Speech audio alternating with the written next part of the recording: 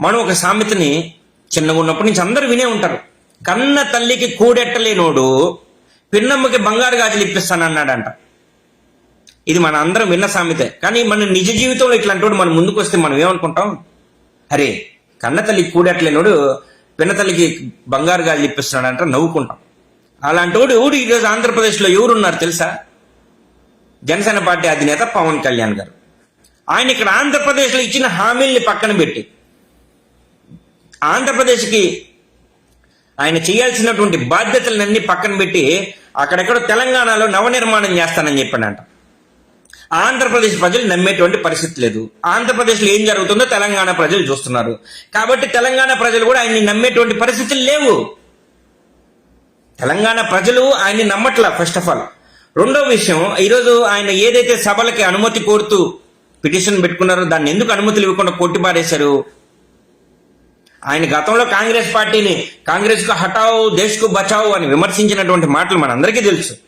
అదేవిధంగా కాంగ్రెస్ పార్టీ పంచులోడు తీస్తామన్నాడు. అటువంటి కాంగ్రెస్ పార్టీ ఈయనకు అనుమతులు ఇస్తుందని ఎలా అనుకుంటారు వీళ్ళు? జనసేన పార్టీ నాయకులు కానీ కార్యకర్తలు కానీ గతంలో నువ్వు ఏ విధంగా ఏం అనకూడదు అన్ని మాటలు కాంగ్రెస్ పార్టీని తిట్టేసి ఈరోజు అనుమతులు ఇవ్వలేదని రోడ్డు ఎక్కితే ఏం లాభం అని అడుగుతున్నా నేను.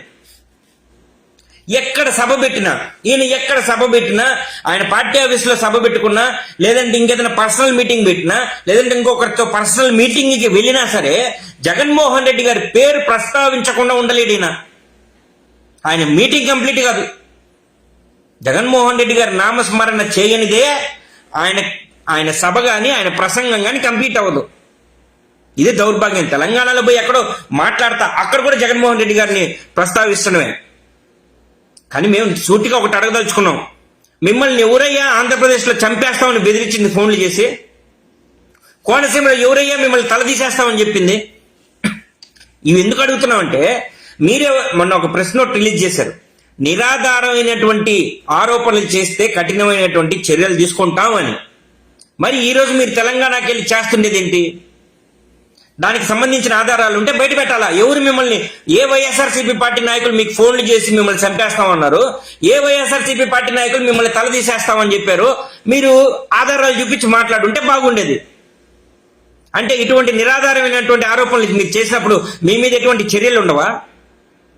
మీ మీద ఎటువంటి యాక్షన్ తీసుకోకూడదా? నవ్వుతున్నారు. ఇటు ఆంధ్ర తెలంగాణలో మీ ప్రసంగం అంటే, మీ మీటింగ్ అంటే నవ్వుతున్నారు. ఫస్ట్ ఆఫ్ ఆల్ నేను ఒకటే చెప్పదలుచుకున్నా ఈ లైవ్ ద్వారా, మీ రాజకీయ లబ్ధి కోసం ఎంత దౌర్భాగ్యం, చనిపోయినటువంటి వ్యక్తుల పేర్లు ఉపయోగించుకోవడం. చనిపోయినటువంటి వ్యక్తుల పేర్లు కూడా ఈయన రాజకీయ లబ్ధి కోసం, ఎవరైతే పవన్ కళ్యాణ్ గారు ఆయన లబ్ధి కోసం మాట్లాడుతున్నాడో ఇది ఎంత దౌర్భాగ్యం. వైఎస్ రాజశేఖర రెడ్డి గారు పేరు అక్కడ ఆయన ఈరోజు మాట్లాడడం జరిగింది. అదేవిధంగా గద్దర్ గారి పేరు తీసుకురావడం జరిగింది. ఇంకా అదేవిధంగా ఇంకొక పేరు, 3 పేర్లు ప్రస్తావించాడు ఆయన. ఎంత దౌర్భాగ్యం! చనిపోయినటువంటి వ్యక్తుల పేర్లు ప్రస్తావించి నీ రాజకీయ లబ్ధి కోసం నువ్వు వాడుకుంటావా పవన్ కళ్యాణ్ గారు అని మేము అడుగుతున్నాం.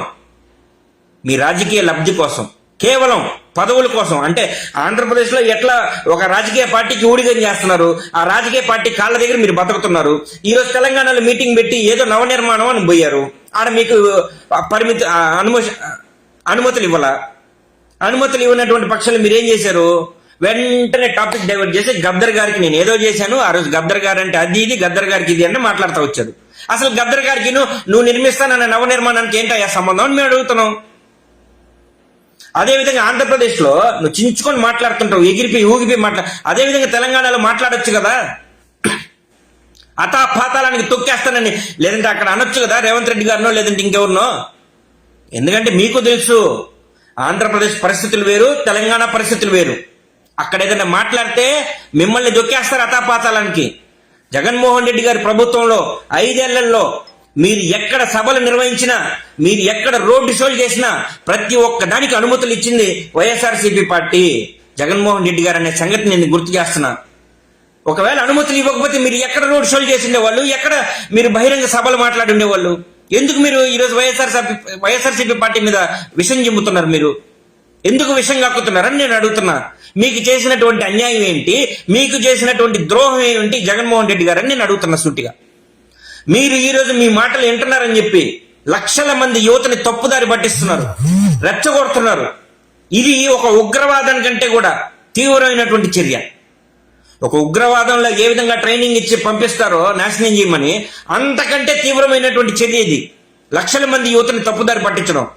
ఎందుకంటే వాళ్ళ ఆంధ్రప్రదేశ్ అభివృద్ధికి తోడ్పడాలి కానీ ఆంధ్రప్రదేశ్ నాశనానికి కాదు.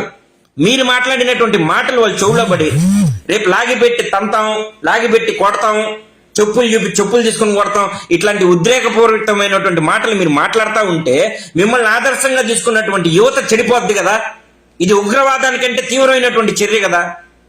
నిరాధారమైనటువంటి ఆధారాలు లేనటువంటి ఆరోపణలు మీరు చేసినప్పుడు మిమ్మల్ని కదా కఠినంగా శిక్షించాలా ఈరోజు ఆంధ్రప్రదేశ్లో, తెలంగాణలో నేను అడుగుతున్నాను. నేను ఎక్కడికి పోయినా సరే జగన్మోహన్ రెడ్డి గారి పేరు మాట్లాడాలా. అయ్యా, మేము కూడా గత కొంతకాలంగానే చెప్తున్నాం, మీరు ఇక్కడ కాదు కదా, ఎక్కడ పోటీ చేసినా మీరు ముఖ్యమంత్రి కాలేరు. మీరు మొన్న చెప్పారు 15 ఏళ్ల నుంచి నేను దేకతున్నానని. మీరు ఎక్కడ దేకతున్నారు? మీరు దేకేది చంద్రబాబు నాయుడు గారి కాళ్ళ దగ్గర మీరు దేకతున్నారు. ఇది గుర్తుపెట్టుకోవాలి. మీరు దేకేదంతా ఎక్కడ? చంద్రబాబు నాయుడు గారి కాళ్ళ కాడ దేకతున్నారు. కాబట్టి మిమ్మల్ని ఆంధ్రప్రదేశ్ ప్రజలు పక్కన పెట్టేశారు. ఎప్పుడో మీది అయిపోయింది, ఒక డిలేట్ సబ్జెక్ట్ మీది. మరి ఈరోజు తెలంగాణకి వెళ్ళి మీ నోటికుండానే చెప్పారు, నేను ఆంధ్రప్రదేశ్లో ముఖ్యమంత్రి కాలేదంటే తెలంగాణలో అవుతానా అని. మరి ఈరోజు ఎందుకు తెలంగాణలో నవనిర్మాణం మీరు ఎలా చేయాలని పోయారని అడుగుతున్నాం మేము. తెలంగాణ ప్రజలకు మీరు నవనిర్మాణం చేయడానికి ఏ నవనిర్మాణం చేయడానికి పేరు మీరు అక్కడ కూడా ఇంకొక రాజకీయ పార్టీతో లోపాయికారి ఒప్పందాలు పెట్టుకొని, అక్కడ కూడా పొత్తులు పెట్టుకొని, ఇక్కడ చంద్రబాబు నాయుడు గారికి ఏ విధంగా మీరు ఊరిగం చేస్తున్నారో అక్కడ మిమ్మల్ని నమ్మి ఎవరైనా ముందుకు వస్తే ఆ పార్టీతో కూడా ప్యాకేజీలు మాట్లాడుకోవడానికి ముందుకెళ్లారా పవన్ కళ్యాణ్ గారు అని మేము అడుగుతున్నాం. ముందుగా మీ జనసేన పార్టీ వాళ్ళకి సిగ్గుండాల, నిజంగా సిగ్గుండాలి. మీరు కంట్రోల్ చేయాలంటే మీ జనసేన పార్టీ కార్యకర్తలు మీరు కంట్రోల్ చేయండి. మీ మాటలు ఏదో నమ్మేసి ఊగిపోయి ఇక్కడికి వచ్చేసి బూత్ కామెంట్లు, బూత్ మాటలు మాట్లాడుకుంటే ఈ విధంగా తిరుగుతున్నారు. ఏదో మీరు రెచ్చగొట్టడం వల్ల ఇదంతా జరుగుతుంది. యువతని చెడగొడుతుంది ఎవరు ఈ ఆంధ్రప్రదేశ్లో అంటే మీరే ముమ్మాటికి. కాదా? ఆ మీటింగ్ పెట్టి నవనిర్మాణం గురించి మాట్లాడాలా. ఏదో లైవ్ పెట్టుకున్నావు, నీకు కాన్సెప్ట్ ఉంది, దాంట్లో మాట్లాడాలా. వెంటనే ప్లేట్ ఫిరాయించేసాడు అక్కడ. తెలంగాణ ప్రజల కోసం గద్దర్ గారిని అట్ట చూశాను, నేను గద్దర్ గారిని ఇట్ట చూశాను, ఆయనకు కారు అడిగితే ఇప్పించాను, నేను అది చేశాను. తెలంగాణ మీకంటే నాకే ఏంటి, మీకు తెలంగాణకు వాళ్ళకంటే మీకు ఉండేటువంటి ప్రేమ, ఆ ప్రేమ ఏందో కూడా చెప్పాలా.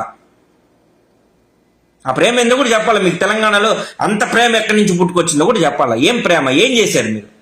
₹1 విరాళాలు ఎక్కడి నుంచి ఇచ్చారయ్యా మీరు? ₹1 విరాళాలు మీరు ఇచ్చుండొచ్చు, ఓకే డన్. మీకు ఎక్కడి నుంచి వచ్చాయి? మీరు బహిరంగంగా చెప్పే దమ్ము ధైర్యం ఉందా? ₹1 విరాళం ఇచ్చారన్నారు. ఆ రోజు జనసేన పార్టీ సైనికులు, జనసేన పార్టీ కార్యకర్తలంతా కూడా ఒక్కొక్క ₹1 కూడగట్టుకుని మీ పార్టీకి విరాళాలు ఇచ్చారు. మరి దాని గురించి చెప్పరే? ₹500 నుంచి ₹1000, 2000, 3000 వాళ్ళకి ఆర్థిక స్తోమత ఎంత ఉంటుందో అంత మీకు పార్టీ ఫండ్గా ఇచ్చారు. మరి దాన్ని చెప్పుకోవాలా. ఆ డబ్బులు తీసుకెళ్ళి కదా మీరు విరాళాలు ఇచ్చింది. ఏదో మీ చేతి డబ్బులు, మీ జోబులో డబ్బులు తీసి ఇచ్చినట్టు మాట్లాడతారా? మీరు ఆల్రెడీ చంద్రబాబు నాయుడు గారి కాళ్ళ దగ్గరే కదా మీరు బతికేది. ఆ పార్టీ ఇచ్చినటువంటి డబ్బుల్నే కదా మీరు పంచుతుండేది. మీకు ఇంకా ముఖ్యంగా ఒక మాట చెప్పదలుచుకున్నా. మీకు కానీ జగన్మోహన్ రెడ్డి గారు ఏమైనా అన్యాయం చేశారా? మీకు కానీ మీ కుటుంబానికి కానీ మీకు వ్యక్తిగతంగా ఏమైనా జగన్మోహన్ రెడ్డి గారు అన్యాయం చేశారా? ఒకవేళ చేస్తుంటే అది ఏందనేది మీరు డైరెక్ట్ గా అందరికి చెప్పాలా. జగన్మోహన్ రెడ్డి గారి వల్ల నా కుటుంబం ఇంత దెబ్బతినింది, లేదా మేము ఇంత దెబ్బతిన్నాం అని చెప్పాలా. నిజానికి మీ కుటుంబానికో లేదంటే మీ కులానికో దెబ్బ తగిలింది తెలుగుదేశం పార్టీ వల్ల కదా. తెలుగుదేశం పార్టీ కదా మీ కాపుల్ని నాశనం చేసింది. తెలుగుదేశం పార్టీ వల్లే కదా మీరు దెబ్బతినింది. మరి అదే పార్టీలో మీరు సంకనికి ఈరోజు ఊరేగుతున్నారు కదా. ఈరోజు కాపు నేస్తం కింద మీరు ఫండ్స్ రిలీజ్ చేయమంటే ₹1 కూడా వాళ్ళకి ఇవ్వలేనటువంటి పరిస్థితులు మీరు ఉన్నారు. మీరు కాపులు కూడా మిమ్మల్ని ఎందుకు నమ్మాలా కాపులు అంటున్నా. అదేదో ఒక సామెత ఉంది, ఇది ఒక నది దాటే వరకు అదేదో ఒక నాకు గుర్తు రావట్లా. ఏరు దాటేసిన తర్వాత బోడి మల్ల అన్నానంట. ఏరు దాటే వరకు ఏరు మల్లన్న, ఏరు దాటాక బోడి మల్లన్న అనే విధంగా ఉంది మీ ఆంధ్రప్రదేశ్లో మీ పరిస్థితి. మీరు ఎన్నికలు అయ్యేంత వరకు కాపులను ఉపయోగించుకున్నారు. మీరు కులభావం తెచ్చుకుని కాపులంతా ఓట్లు వేయమని అడిగారు. అయిపోగానే నేను కాపులకు సంబంధించిన కాదు, నేను అందరికి సంబంధించిన అసలు కాపులే కాదు, అది కాదు, ఉంటే ఉండండి పోతే పోడే అనే పరిస్థితిలో మీరున్నారు ఈరోజు. ఎందుకు నమ్మాలి మిమ్మల్ని? ప్రతి ఒక్కటి ఆంధ్రప్రదేశ్ ప్రజలు గమనించేటువంటిది ఏంటంటే మీరు తెలుగుదేశం పార్టీ చేతిలో కీలు బొమ్మ. మీరు పెట్టినటువంటి పార్టీ మీది కాదు, అది తెలుగుదేశం పార్టీ పెట్టించినటువంటి పార్టీ. మీరు ఎన్నికల్లో ఏ విధంగా గెలిచారు 2024లో అంటే కేవలం ఈవీఎంలను మార్చడం ద్వారానే గెలిచారనేది ప్రజలకి తెలుసు. ఇవన్నీ కూడా నేను గతంలో చెప్పా. ఇప్పుడు మరి దాని గురించి చెప్తే టైం వేస్ట్. ఈవీఎంలు మార్చుకొని గెలిచారు. తెలుగుదేశం పార్టీ పెట్టించిన పార్టీ కాబట్టి చంద్రబాబు నాయుడు గారు ఏది చెప్తే అది వింటారు. ఈ రోజు ఇక్కడ డబ్బులు సరిపోక తెలంగాణలో మళ్ళీ అక్కడ ఏమైనా ప్యాకేజీలు మాట్లాడుకోవడానికి వెళ్ళారో ఏమో మాకు తెలియదు కరెక్ట్ గా. మీరు మాట్లాడినటువంటి పరిస్థితులు చూస్తే అందుకే వెళ్ళారేమో అనేది మా అందరికీ స్పష్టంగా అర్థమవుతుంది. మిమ్మల్ని యువతని తప్పుదారి పట్టిస్తున్నటువంటి కేసులో మిమ్మల్ని లోపల వేయాలి పవన్ కళ్యాణ్ గారు. మేమైతే ఇదే కోరుకుంటున్నాం. యువతని రెచ్చగొట్టే విధంగా మాట్లాడడం, వాళ్ళ చేత సోషల్ మీడియాలో కానీ ఎక్కడైనా సరే బూత్ కామెంట్లు ఎట్టించడం, లేదంటే ఇంకేదైనా రోడ్ల మీద గొడవలు పడేటట్టు చేయడం, ఇది మీరు చేస్తున్నటువంటి పరిస్థితి.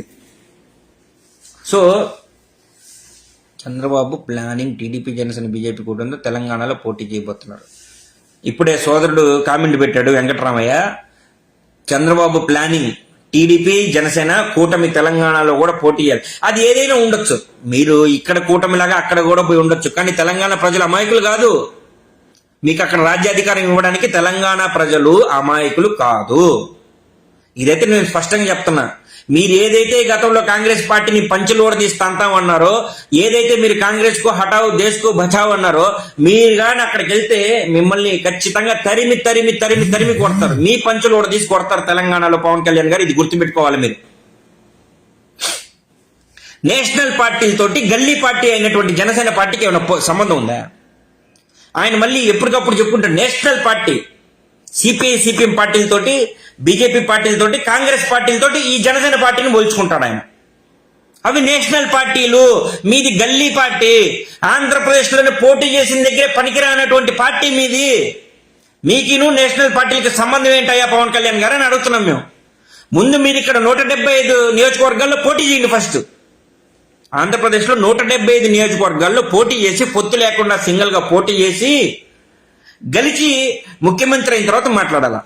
ఎవరైనా సరే ముఖ్యమంత్రి అయిన తర్వాత పక్క రాష్ట్రాల్లో వాళ్ళ పార్టీని ఎస్టాబ్లిష్ చేసుకున్నారు, అక్కడి నుంచి ఎదిగే విధంగా చూసుకున్నారు. ఒక ఆమ్ ఆద్మీ పార్టీ కేజ్రీవాల్ గారు కావచ్చు, అదే విధంగా ఫస్ట్ నుంచి బీజేపీ కావచ్చు, ఇవన్నీ కూడా ఒక్కొక్క రాష్ట్రంలో గెలుస్తూ వాళ్ళ విస్తీర్ణ పెంచుకుంటూ పోయారు. అంతేగాని పోటీ చేసిన 2 చోట్ల ఓడిపోయి మాది కూడా నేషనల్ పార్టీ, మాది కూడా బోడి పార్టీ అని చెప్పుకోవాలి ఎవరు. అర్థమవుతుందా? అదేదో ఒక సామెత ఒకటి ఉంది తెలుగులో, పెద్ద పెద్ద పాములన్నీ కలిసి ఆడుతుంటే మధ్యలో ఏలికి పాము కూడా వచ్చి ఎగిరేయిందంట. ఏమి నువ్వు వచ్చావు ఇక్కడికి అంటే, నేను కూడా పావునే కదా, పాము జాతికి సంబంధించిన దాన్ని కదా అనిందంట. ఆ విధంగా ఉంది నేషనల్ పార్టీతో జనసేన పార్టీకి పోలిక. ఇనే వాళ్ళకి ఎంత చండాలంగా ఉంది చెప్పు, ఎంత చండాలంగా ఉంది పవన్ కళ్యాణ్ గారు. మేము అడుగుతున్నాం ఎంత చండాలంగా ఉంది ఇది.